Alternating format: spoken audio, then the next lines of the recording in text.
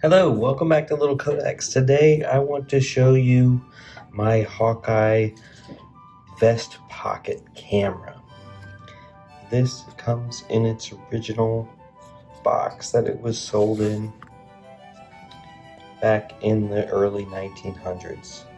So the vest pocket Hawkeye used the 127 film. And this guy was released between 1930 and 1933.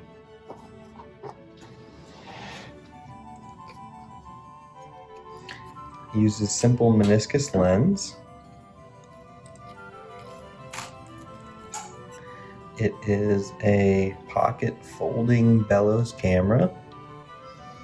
It had a viewfinder here where you could use it at waist level for portrait photos. You could also turn this for waist level landscape photos. You just look through there and you would be able to see what you're taking your picture of. And this bellows here folds back into the case, as you can see. It has 4 different settings for the aperture. It has number 1, which was for, this is all according to Kodak, was for ordinary outdoor pictures. Number 2, you see it got a little bit bigger there. This was for open views, usually in bright sunlight. And number 3 got a little bit smaller. Actually, did number 2 get smaller than number 1? It did. So number 2 got smaller. Sorry. Number 3 was for instantaneous exposures at extremely distant views. And number 4, which is the tiniest of them all, was for indoor time exposures or outdoor time exposures in dull weather. There's 2 settings here. There's instantaneous, which snaps a photo there, and time, which leaves it open for as long as you have that. There's a whole guide that Kodak put out for how long you can do your timed exposures for the kind of light that you have, if it was cloudy, if it's indoor, if you need to have an exposure that's open for just longer than the instantaneous picture takes. It has a little stand here, so you could stand that up, and then it used its rail here. I guess you could flip this down and have that be level there. It also had a tripod adapter, a little threaded hole here. So this works even on today's tripods. For some reason, tripods have not changed. This camera, like I said, was released between 1930 and 1933, so it's almost 100 years old. And this probably is one of my finest cameras.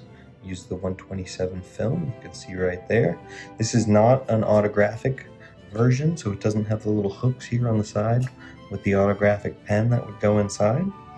To fold it back up, you just push these 2 little arms down, and before you do that, before you break it, you're going to want to push this little release.